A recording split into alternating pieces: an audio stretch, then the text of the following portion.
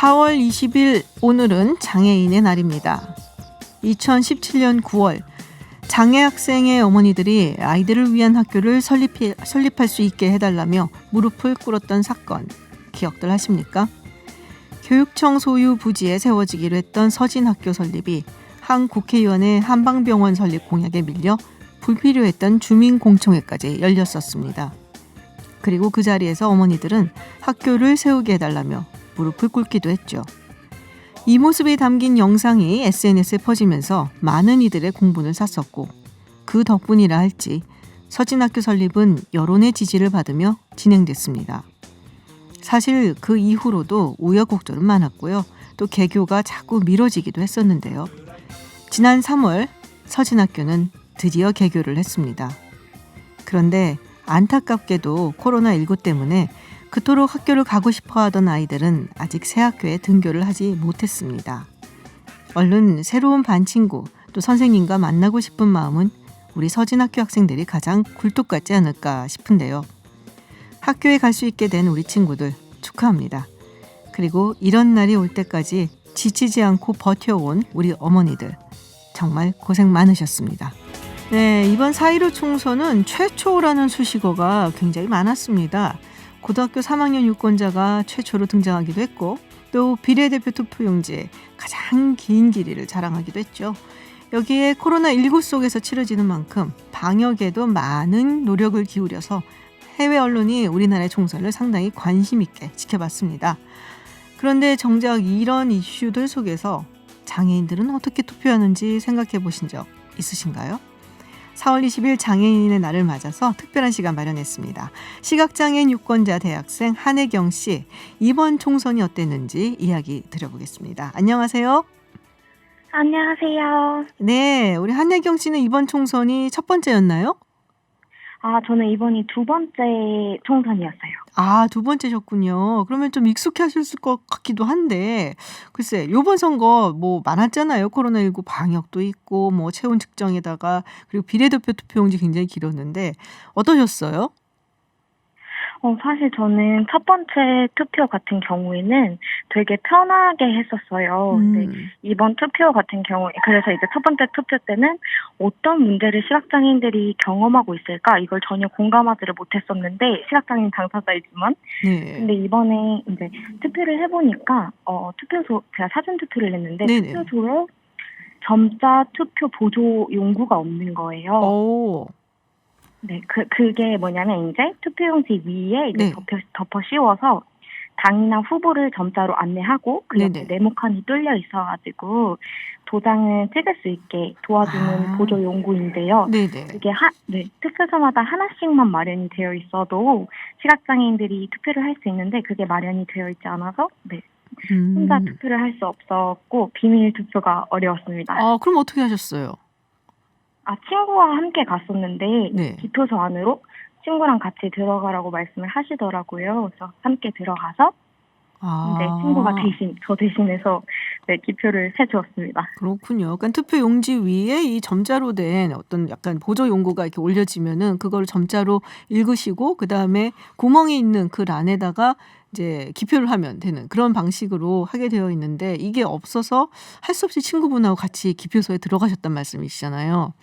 네, 맞습니다. 이게 비밀 선거가 지켜지지 않았네요. 좀 속상하셨을 것 같아요. 네, 맞아요. 그리고 이제 친구와 또 특히 정치 성향이 서로 너무 다르게 되다 보면 그렇죠. 그런 부분이 조금 난처하더라고요. 오. 그런 부분이 조금 아쉽지 않았나 싶습니다. 우리 한혜경 씨는 괜찮으셨어요? 친구분하고? 그래도 그렇게 엄청 가까운 친구는 아니어서 그랬는지 모르겠는데 네, 괜찮았어요. 그렇군요. 근데 원래 이렇게 지난번에는 선거에서 지난번에 치렀던 선거에서는 있었는데 요번에는 없어서 좀 불편했다. 네. 네. 근데 맞습니다. 준비가 잘 안 됐던 것 같은데 선관위나 지자체에서 선거 앞두고 이와 관련해서 별도의 뭐 안내라든지 뭐 이런 거를 해주지는 않았나요? 그런 점자 투표 보조 용구가 있고 네. 어떤 모양으로 생겼다라는 거는 이제 안내가 나갔지만 그럼에도 불구하고 사전 투표소에 직접 가봤을 때는 그 보조 용구가 마련이 되어 있지 않은 경우가 저를 제외하고도 많았고요. 뿐만이 아니라 보조 용구가 있지만 비례대표권만 있고 지역구권은 마련이 되어 있지 않은 곳도 상당히 많았던 것으로 알고 있습니다. 아, 그래요? 이게 그러면은 네. 사전 투표를 해서 그랬던 거는 아닌가요, 혹시?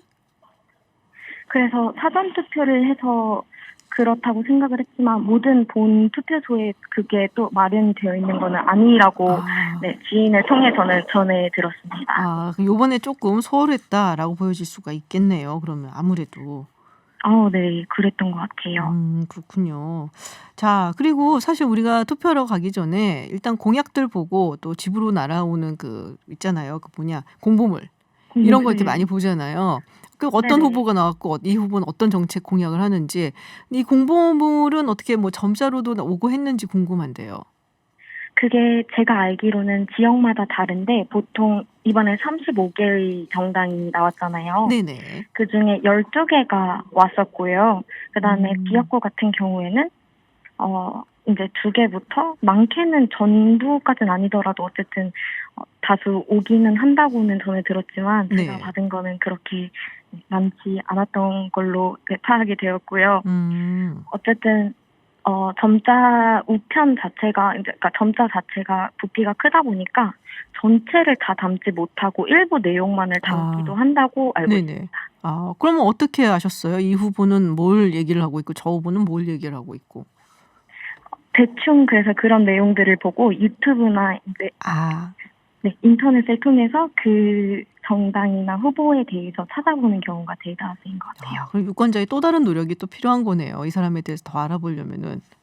네, 맞아요. 네. 자, 우리 한혜경 씨께서 그러면은 다음 선거에는 이런 것 좀 보충해 주세요라고 바라는 점이 있으실 것 같은데요. 어떤 걸 바라세요? 사실 시각장애인이 투표를 하기 위해서는 많은 것이 필요한 건 아니고 그런 점자 공고물 그리고 점자 투표 보조 용구만 마련이 되어 있어도 누군가의 손을 빌려서 기표를 하는 게 아니라 본인이 직접 선거의 그런 4대 권리를 지키면서 직접 스스로 기표를 할 수가 있어요. 네. 내가 어디에 도장을 찍었는지 그리고 이걸 나만 알 수 있는 그런 권리가 좀 제대로 지켜질 수 있도록 좀 선관위분들께서 관심을 많이 가져주시고 그런 것들을 좀 마련해 주시면 좋지 않을까 생각을 합니다. 네. 알겠습니다. 그래서 네, 비밀 투표가 가능해지면 좋을 것 같아요. 네. 네. 아, 물론이죠. 비밀 투표가 네. 보장이 돼야 된다라고 생각을 합니다. 네. 다음번에는 좀 더 배려 있는 준비가 될 수 있었으면 좋겠다라는 마음 저도 가져보겠습니다. 네. 네. 오늘 말씀 고맙습니다. 네, 감사합니다. 네, 지금까지 한혜경 씨와 이야기 나눠봤습니다. 선거 때마다 되풀이되고 있는 장애인들의 참정권 문제, 이분은 어떻게 보고 계실까요? 불의의 사고로 발레리나의 꿈을 접었지만 장애인들을 대표해 이번 총선에서 당선된 분입니다. 더불어민주당 첫 번째 영입 인재이기도 한 최혜영 더불어시민당 당선인 전화로 만나보겠습니다. 안녕하세요. 네, 반갑습니다. 안녕하세요. 네, 먼저 당선 축하드립니다.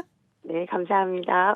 자, 교통사고로 인해서 발레리나 꿈을 접으셨잖아요. 사실 우리가 네. 장애인 또 비장애인 이야기를 할 때 많은 비장애인들이 사고로 인해서 장애인이 되고 있는데 그 부분을 잘 몰라요. 그렇죠?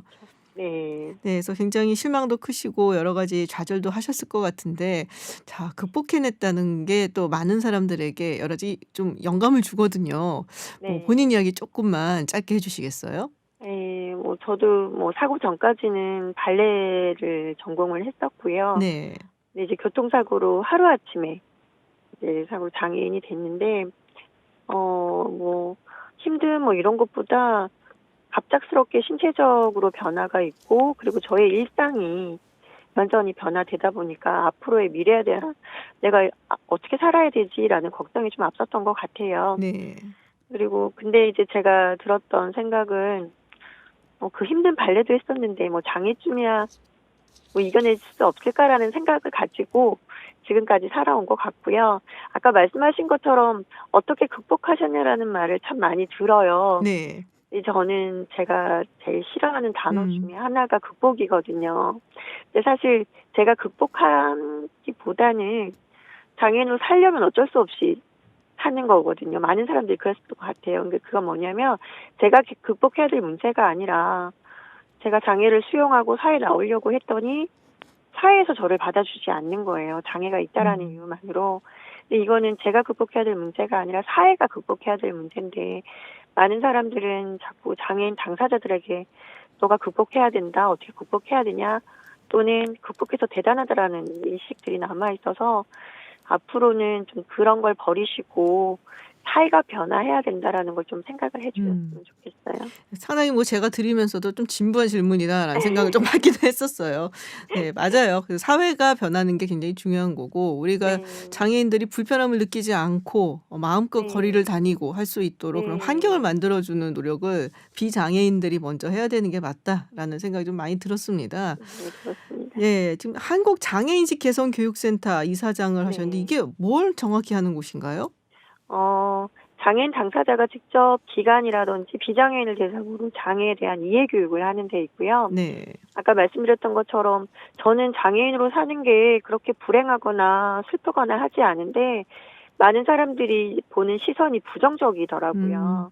그래서 이런 것들을 조금 어떻게 하면 바꿀까라는 생각을 하면서 이걸 다른 사람이 하는 것보다 장애인 당사자가 직접 나가서 우리 얘기를 하고 부정적인 시선을 긍정적으로 좀 바꾸는 일을 하자 생각에 이제 시작하게 됐고요. 그리고 저희 센터에는 이제 다 비장애인 분들이 아닌 장애인 당사자가 강사로 활동을 하고 있는 데입니다. 그렇군요. 네. 자, 당사자가 직접 나가서 이야기를 해야 된다. 그래서 한국장애인식 개선교육센터 이사장과 하셨는데 이제 네. 국회의원이 되셨으니까 네. 더 많은 목소리, 더 큰 목소리를 내실 수 있지 않을까라는 생각이 좀 듭니다. 자, 네. 국회에 입성을 해서 나는 정말 이런 것들은 좀 정책적으로 손을 보고 싶다. 이런 욕심이 가는 분야가 있으셨을 것 같은데요. 네, 저희 당에서도 장애와 관련된 공약들이 몇 가지 있기는 한데요. 그것들은 당연히 다 아실 것 같아요. 소득 보장이라든지 활동 지원, 노동권 주거권인데요. 제가 우선 조금 많이 관심을 가지는 분야는 우선 제가 근무하는 국회부터 바꾸자입니다. 그래서 편의시설이라든지 아니면은 저희가 누구나 다 이용할 수 있는 것들은 장애인들에게 불편함도 또 있을 수 있거든요. 네네. 예, 그래서 그런 차별 없이 다닐 수 있게끔 하는 것과 또 한 가지는 우리나라에는 그 장애인 의무 고용이라는 게 있어요. 네네. 고용률도 있고요. 근데 과연 국회는 그게 지켜지고 있을까? 네, 그런 것들을 조금 들여다봐서 좀 장애인과 비장애인이 함께 할 수 있는 그런 국회를 만들고 싶은 게 우선이고요. 그리고 좀 더 관심을 가지자면 제가 장애인이면서 여성이기도 하고 여성 장애인과 관련되어 있는 출산 문제라든지 또는 건강권 관련한 문제들을 조금 관심 있게 보고 있습니다. 그렇군요. 최근에 짓는 건물들은 그런 부분들을 고려를 하는 경우가 많은데 이게 국회 옛날 건물이거든요. 그래서 네. 장애인분들이 좀 편하게 왔다 갔다 할 수 있는 그런 시설이라든지 이런 부분이 부족할 것 같다라는 생각을 저도 좀 해봅니다. 근데 사실 네. 비장애인이 모르는 부분이 많거든요. 아, 이런 게 불편했겠구나라고 들어야지 아는 경우가 되게 많아요. 그래서 네. 이번에 그런 역할을 톡톡히 해주시지 않을까라는 생각이 좀 드는데 사실 투표하는 것조차도 좀 어렵다라는 분들이 계세요. 네, 맞습니다. 네, 투표소 이 기표소 가는 것조차 이동 자체가 불편하신 경우들도 있어서요. 네. 이런 부분은 어떻게 해결해야 될까요? 저의 경험도 있는데요. 제가 투표하러 갔더니 경사로가 있었어요. 네. 근데 너무 경사로가 가팔라서 뒤에서 혼자서 저 보조인이 미시는데 올라갈 수가 없는 거예요. 아이고. 4명이 밀어야지만이 올라갈 수 있는 정도인 거죠. 그래서 과연 이게 투표를 하러 오라는 건지 말라는 건지 고민할 정도의 느낌이었어요. 그리고 투표 도장을 찍는데도 제가 손가락이 기능이 안 되는데 칸이 너무 작아서 도장을 혹시나 잘못 찍진 않을까라는 그 조바심도 있었고요. 저뿐만 아니라 시각장애인 분들도 마찬가지일 거고 특히나 발달장애인의 경우도 좀 이렇게 투표하기 쉽게 만든 투표 용지가 나와야 되는데 그렇지도 못해요. 그래서 앞으로는 조금 장애 유형과 맞는 그런 참정권을 위해서 보장받을 수 있는 것들을 만들어야 되지 않을까 싶습니다. 그렇군요. 네. 이제 김혜지 한국당 당선인 이야기 아시죠? 네. 네. 안예견 이야기, 조이. 네. 네. 네, 이 국회 출입 문제를 두고 논란이 좀 됐었는데 네. 사실 아무것도 아니 당연히 출입을 해야 되는 이야기인데요, 이거는. 근데 이게 이야기가 나오는 것 자체가 너무 어색한 것이 아니냐라는 생각이 저는 들기는 했거든요. 어떠셨어요? 네, 맞습니다. 저도 이제 조이를 만나 봤는데요. 네. 같이 저는 이런 게 기사화 된다라는 연유를 잘 모르겠어요. 이게 법적으로 그냥 딱 나와 있어요. 장애인 차별금지법에 보시면 네네. 제 18조 2항에 시설물 소유 관리자는 뭐 보조견 및 장애인 보조기기 뭐 기구 등을 뭐 시설이라든지 들어오는 거에 문제가 없어요. 제한 분리하면 안 된다고 되어 있어요. 네. 근데 그냥 법적으로 되어 있는 내용을 왜 지금 기사화되는지도 잘 음. 모르겠고요. 그러니까 저를 비춰보면 이거죠. 휠체어를 타고 오지 말고 휠체어를 그냥 국회 밖에다 세워놓고 저 혼자 이제 오라는 거. 저는 전혀 안 되거든요. 네네. 걷는 기능이 되지 않아서 이걸 어떻게 저 다리를 놔두고 오라는 거나 마찬가지인 거잖아요. 근데 아직 이런 기본적인 권리임에도 불구하고 이런 게 기사화된다라는 걸 볼 때마다 아 우리나라 아직 장애에 대한 인식 수준이 아직 갈 길이 멀구나라는 생각을 했었습니다. 네. 이번에 세 분 장애인이 이번 당선이 되셨습니다. 그래서 네. 이래서 이 세 분께서 국회에서 할 일이 굉장히 많으실 것 같습니다. 네. 네, 저도 응원의 목소리를 보내겠습니다. 다시 한번 네. 당선 축하드립니다.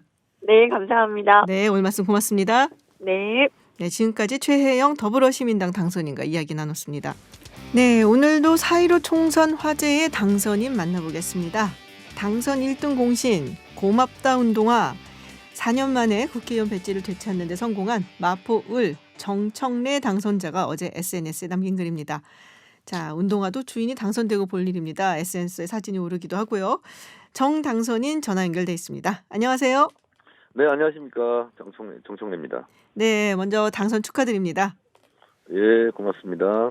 네, 어제 SNS에 올린 운동화 사진 봤습니다. 푸른색 운동화. 이 운동화 신고 당선 인사를 혹시 하시진 않으셨는지 궁금한데요. 그 운동화 신고 유세차 타고 그 운동화를 보니까 너무 네. 고맙더라고요. 그래서 사진을 찍어서 올렸죠. 네. 고맙다고. 그래서 많이 헐었더라고요. 그만큼 많이 다니셨겠구나라는 생각이 좀 들었어요. 저도. 아니 근데 이제 새 운동화가 아니라서 네. 원래 신고 다니던 운동화 있는데 아직도 쓸만합니다. 네네. 네, 쓸만해 보였어요.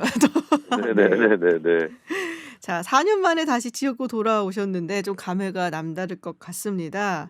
그래서인지 21대 국회의원 금배지를 제일 먼저 가져가신 분이 바로 정청래 당선인이시라고 들었습니다. 네. 네.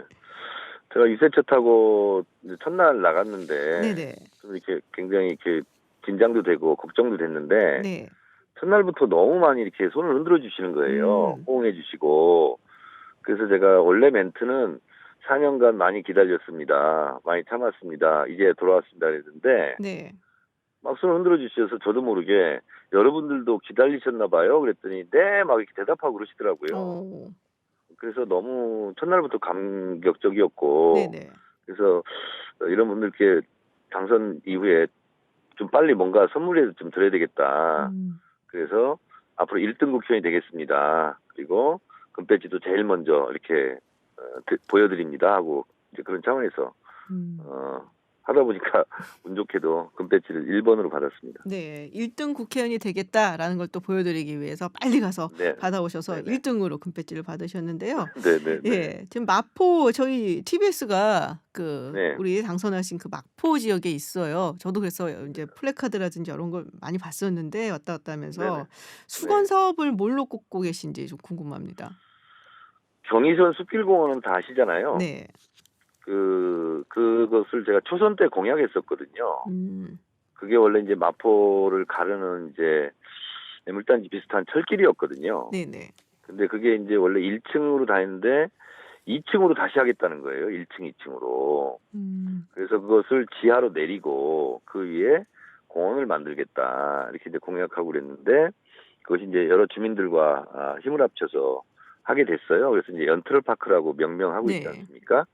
그래서 뭐 저 혼자 한 건 아니지만 많은 주민들과 또 관계기관 협조해서 했는데 그 성산 이동 쪽에 자동차 학원 부지가 있었거든요. 네. 근데 그게 이제 나갔어요. 그래서 거기를 마지막으로 명품 가족공원 하나 만드는 것. 그래서 경의선 숲길공원에 이제 마침표를 찍는 일이 하나 있고요. 네네. 또 하나는 홍대 입구역에서 지선으로 거기서 연결해가지고 성산동, 상암동, 강서구, 부천까지 이어지는 그 이제 서부 광역철도라고 그러는데요. 네네. 그게 지금 10년 전부터 추진되고 있어요. 그래서 예비 타당성 조사까지 했는데 0.99가 나왔어요. 그러면 0.01이 부족하거든요. 그렇죠. 그래서 1이 이제 돼야 공사를 시작하는데 0.01을 보완하는 문제가 있고 그러다 보면 성산역 중동초등학교 앞에 성산역이 하나 생기는 거고요. 네. 또 DMC역이 이제 DMC역을 지나가니까 DMC역이 생기는 거고 그리고 상암역이 생기는 거거든요. 그래서 교통방송 그 근처 어디 아우 제발. 네.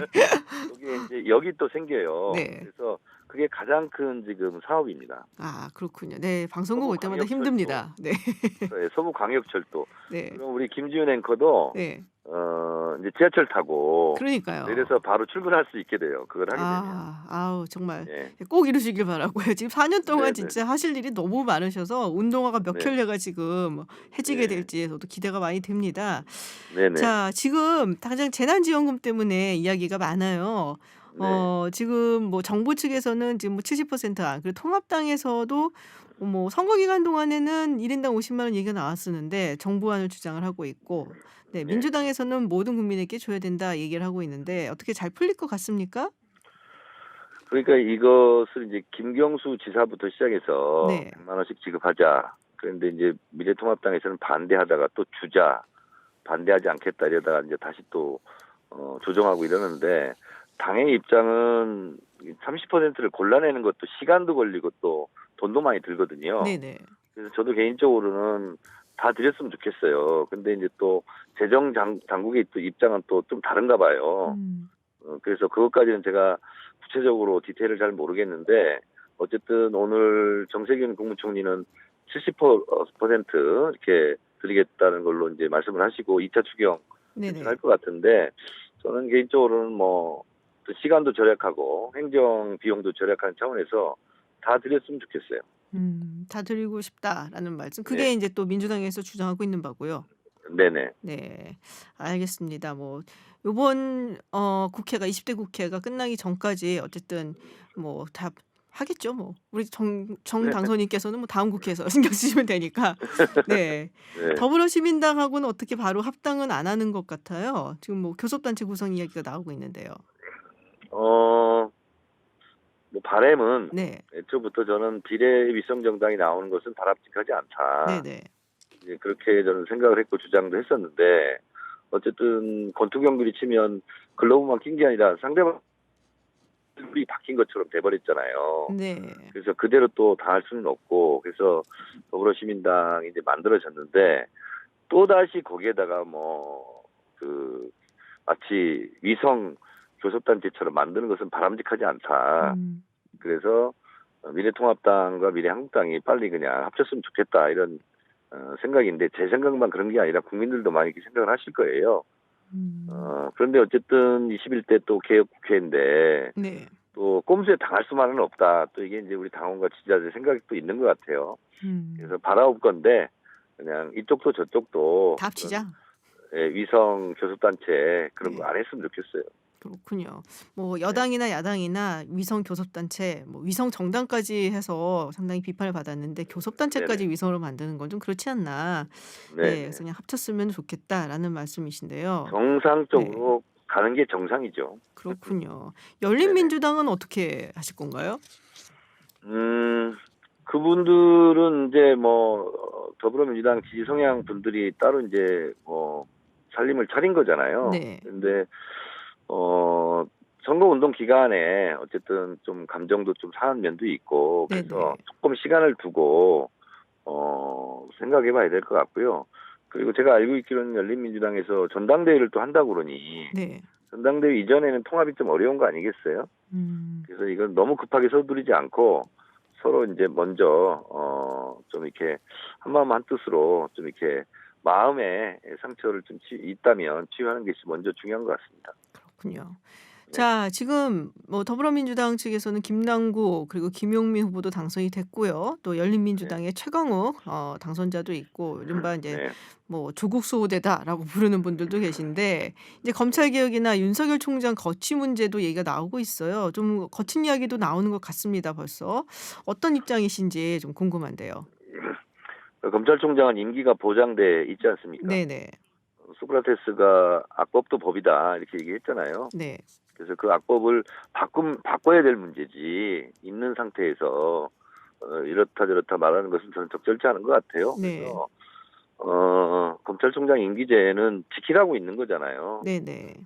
지키라고 있으니 그것도 잘 지켜지고 또 윤석열 총장께서도 좀 이렇게 편파 수사 이런 의혹이 좀 많이 있지 않습니까? 네. 그래서 그런 것을 균형 있게 잘 잡아줬으면 좋겠어요. 알겠습니다. 임기 보장이 있으니까 이것은 지켜줘야 되지 않겠냐라는 말씀이신 네. 것 같고요. 네. 한 인터뷰에서 객관적으로 불리해졌다. 아니 이렇게 압승을 거뒀는데 무슨 얘기인가 궁금하기도 한데요. 객관적으로 분리해졌다. 네. 그러니까는 이게 좀 너무 압승이라서 이게 완전히 더 더불어민주당이 다 무한 책임을 져야 되는 것이 아닌가라는 생각도 들긴 하거든요. 이런 거죠. 네. 180석을 이제 더불어신당 합치면 180석을 주신 건데 네. 또 민심은 저희 학예에 따라서 180도 바뀔 수도 있잖아요. 아 이런 라임이라니. 180도 바뀔 수 있다. 180석이. 네네. 네. 네네. 그래서 저희가 이제 잘해야 되는데 네. 이제는 이명박근혜 정권 탓을 할 수도 없고 또 야당 탓도 하기도 또 어려워졌지 않습니까? 네. 그래서 여당도 야당도 제가 야당 당선자분께도 말씀드렸는데 총선에서 한 표라도 더 얻으려고 하는 이유 또 한 석이라도 더 얻으려고 하는 이유가 뭐냐 과반수 출석의 과반수 찬성 아니냐 그러면 180석은 기본적으로 개헌 빼놓고는 다 할 수 있는 그런 의석수잖아요. 그렇죠. 그런데 그것을 물리적으로 몸으로 막고 막 이러는 것 자체가 의석수를 인정하지 않는 거다.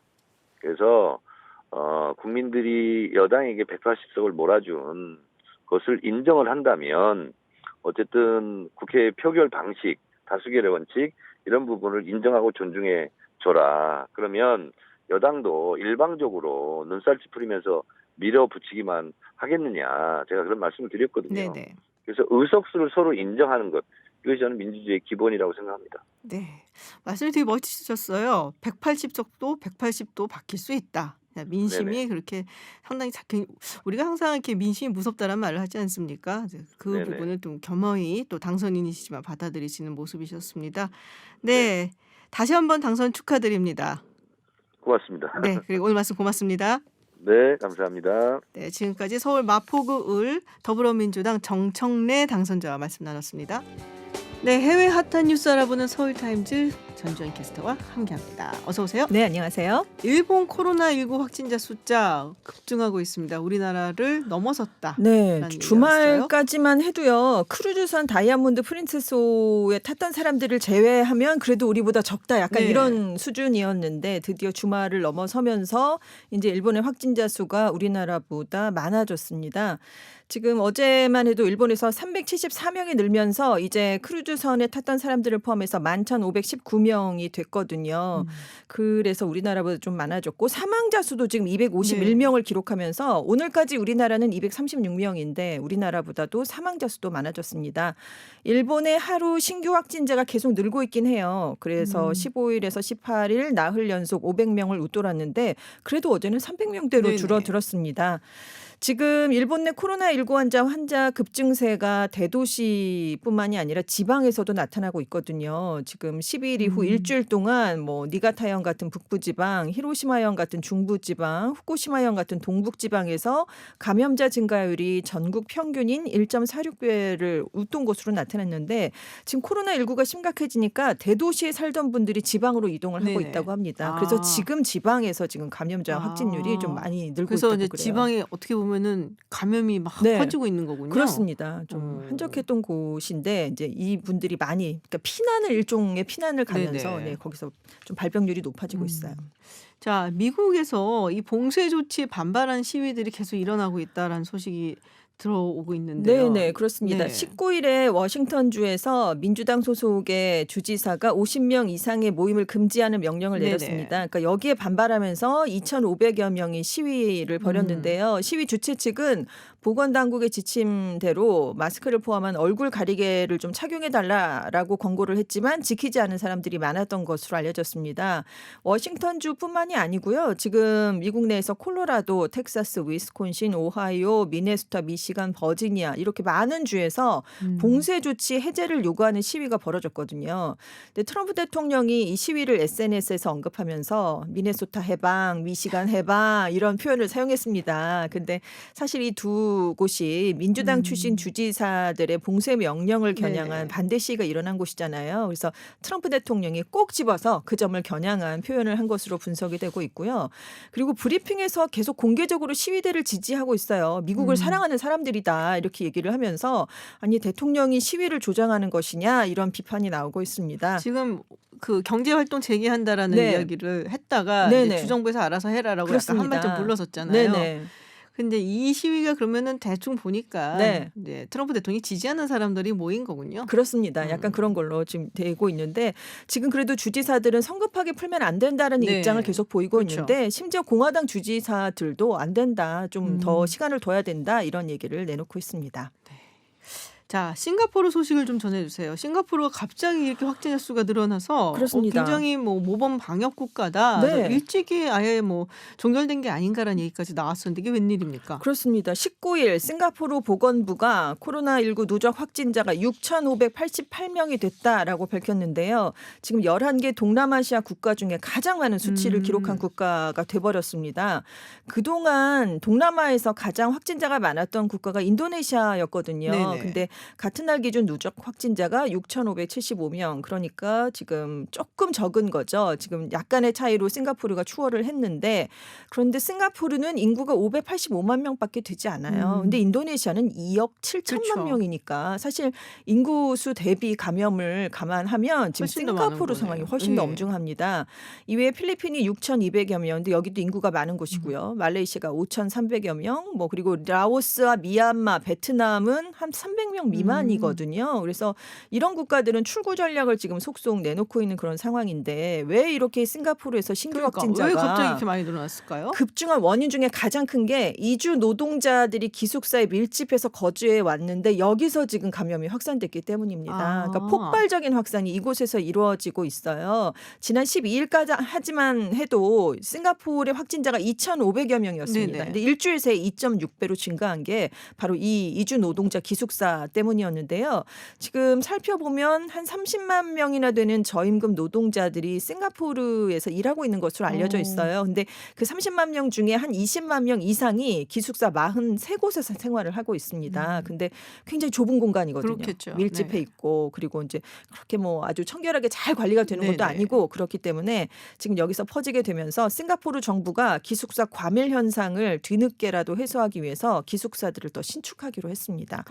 그리고 이제 또 하나 문제가 되는 게 23일에 학교 문을 열었잖아요. 네네, 맞아요. 그것도 너무 서둘러서 열었다. 맞아요. 그래갖고 그 얘기가 많았어요. 네, 그렇죠. 네. 그래서 그 이후에 확산세가 이어지니까 싱가포르 정부가 결국 3일에 등교 방침을 다 철회하고 재택 수업으로 다시 전환을 했거든요. 근데 이것도 문제가 됐던 것으로 파악이 되고 있고 사태 초기에 건강한 사람은 마스크를 쓰지 않아도 된다라고 계속 내세웠는데 이것도 실책으로 지적이 되면서 싱가포르 정부가 누적 확진자가 1,000명을 초과한 이달 2일부터 마스크 착용을 권장하고 무료 마스크를 뒤늦게 배포했습니다. 그러니까 잘 지켜오다가 네. 갑자기 늘어나고 네네.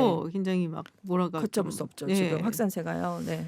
자, 지금 뭐 코로나19 때문에 여러 국가들에서 중국 정부에 네. 이제 집단 소송을 이제 손해배상을 청구하는 집단 소송을 걸고 있다라는 그렇습니다. 얘기가 있어요. 19일에 한 10,000명 정도가 네. 지금 중국 정부에 피해 배상 약 6조 달러 우리 돈으로 한 7,300조 원입니다. 이것을 청구하는 집단 소송을 제기했어요. 지금 플로리다주 법원에 소장이 이제 제출이 됐는데 미국민뿐만이 아니라 세계 각국민들이 참여를 하고 있습니다.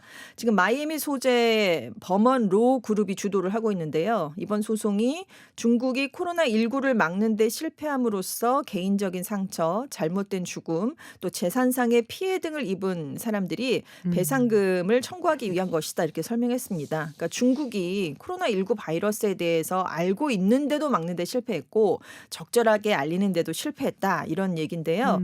이와 별도로 지금 라스베이거스에서도 지금 사업상의 피해 배상을 중국에 청구하는 수십억 달러 규모의 집단 소송도 제기된 상황입니다.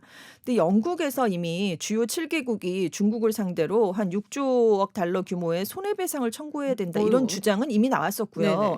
호주도 한 580억 달러 규모의 소송을 제기할 수 있다 이런 지금 주장을 내놓은 적이 있습니다. 그리고 독일의 보수 성향 일간지 빌트가 지금 독일 관광업계가 코로나19로 입은 손해를 지금 배상해라 이런 요구하는 청구서를 17일자 신문에 공개하기도 했습니다. 그래서 좀 전 세계적으로 이런 움직임이 좀 일고 있는 것 같아요. 이게 뭐 얼마나 가능할지는 네, 모르겠는데 그렇습니다. 네. 어쨌든 중국 측 입장에서는 네. 굉장히 좀 곤란하겠네요. 그렇습니다. 전 세계적으로 이미지가 네, 좀 안 좋아질 좋아지니까요. 수밖에 없으니까. 자, 사실 이쯤 되면은 이제 그 라마단이 점점 네. 다가오고 있거든요. 네네. 이슬람 최대의 뭐라고 해야 될까요? 이거를 이제 기념하는 네. 종교의 날 종교일이라고 할 수가 있는데 자, 이 라마단 때 되면은 밥을 안 먹는다. 네. 그것만 이제 어떤 그렇습니다. 생각하지만 사실은 집단적으로 모여서 기도도 하고 네, 이러거든요. 굉장히 중요한 네. 행사니까요. 그래서 지금 23일 정도부터 시작할 것으로 지금 예상이 되고 있는데 사우디의 최고 종교기관인 원로 신학자위원회가 세계 각국의 무슬림들에게 지금 정부가 통행 금지령을 시행하고 있는 곳이라면 라마단 기간이라도 집에서 기도하길 바란다. 그러니까 재택 기도를 해라 이런 네네. 권고를 내놨습니다. 그러니까 종교 의식을 하긴 해야 하지만 다른 사람에게 피해를 주면 안 된다라고 강조를 한 건데요.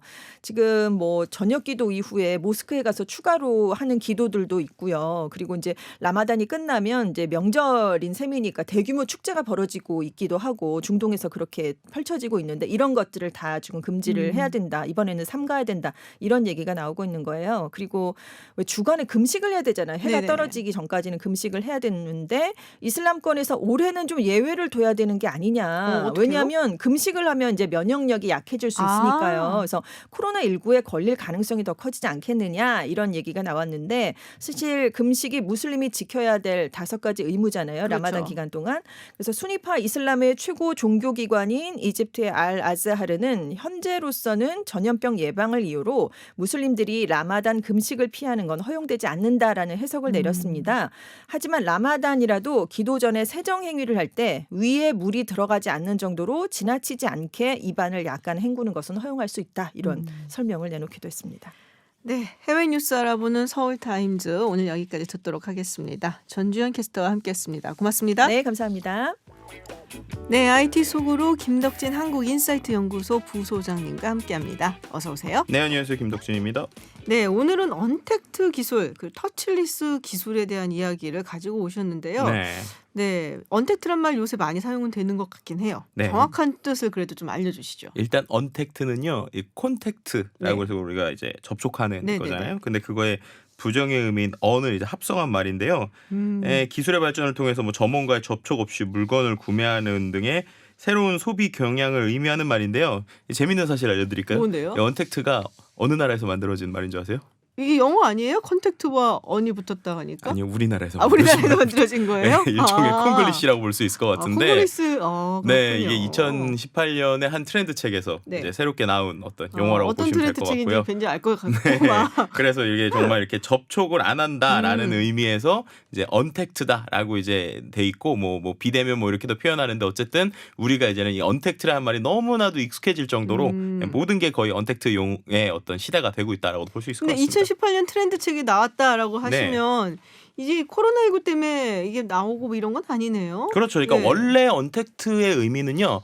정말 그냥 사람들끼리 대면을 싫어하는 어떤 젊은 세대들의 그 패턴에서 조금 시작됐다고 보시면 될 것 같아요. 맞아요. 저도 사실 뭐 젊은 세대는 아니지만 전화를 걸어서 주문하는 것보다 그냥 앱으로 하는 게 편하더라고요. 그렇죠. 이제 바로 그런 것들인데요. 그래서 이게 처음에는 어떤 데서 많이 쓰였냐면 한 이제 화장품 로드샵에서 네. 화장품 바구니를 하나는 뭐 예를 들어 초록색, 하나는 노란색으로 해놓는 거예요.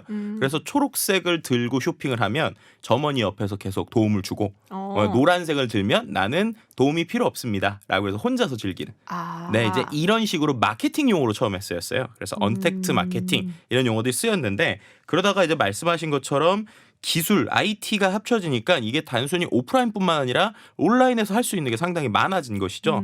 그래서 말씀하신 제일 대표적인 게 배달 앱 같은 경우 맞아요. 이런 것들이 있었고 그 외에도 우리가 알고 있는 대부분의 최근의 쇼핑들 특히나 뭐 쿠팡을 위시하는 어떤 새벽 배송들 그런 네네. 것들도 대부분 다 이 언택트라고 하는 개념에 같이 들어간다라고 보시면 될 것 같고요. 뭐 그 외에도 컨텐츠들, 그러니까 우리가 알고 있는 다양한 컨텐츠들을 즐기는 것들, 그러니까 VOD나 서비스 말고도 우리가 소위 컨텐츠라고 말할 수 있는 다양한 종류들이 네네. 최근에 이 IT 기술을 통해 가지고 이제 만나지 않고도 하게 되는 이런 것들이 좀 늘어나고 있다라고도 볼 수 있을 것 같습니다. 그렇군요. 그러고 보니까 일단 귀신같이 와서 놓고 가시더라고요. 그렇죠. 그리고 문자 하나 딱 보내시고. 그러니까 뭐랄까요. 근데 이게 약간 그런 게 있어요. 아, 내가 사람을 싫어하게 된 건가? 이런 거. 네.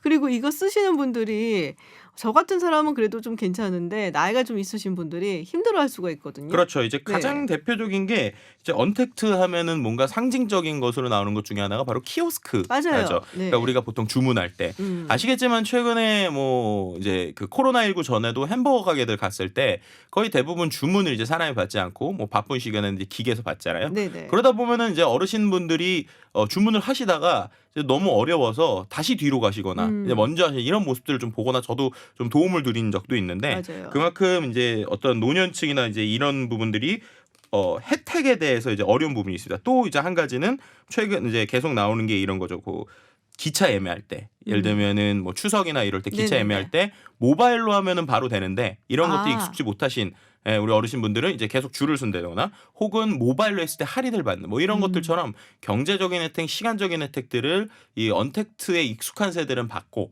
그렇지 못한 세대들은 못 받다 보니까 이게 기술적인 격차나 이런 것들에서 사회적인 논의가 계속 실은 있어 왔어요. 근데 그런 상황에서 이 코로나19가 터지니까 이제는 뭐 좋든 싫든 어쩔 수 다 없이. 어쩔 수 없이 언택트로 빠르게 아하. 움직이는 뭐 이런 상태라고 볼 수 있을 것 같고요. 분명한 거는 좀 사회적인 고민은 반드시 필요한 상황인 것 같아요. 근데 그럼에도 이제 이 코로나19로 인해서 이제 언택트가 보편화되는 게 이제 가장 큰 게 기존에는 그래도 이거는 언택트가 아니었는데 언택트로 변했다라고 할 수 있는 게 트레이닝, 그러니까 운동 쪽이 상당히 빠르게 지금 변했죠. 아. 예. 우리가 뭐 홈 트레이닝이라서 집에서 맞아요. 하는 것들이 조금은 있었지만 네네. 그 외에도 이제 우리가 트레이닝 센터들을 못 가다 보니까 전체적으로 이런 앱을 활용하는 트레이닝 이런 것들이 이제 상당히 지금 빨리 온라인 PT 같은 것도 늘어나고 있고요.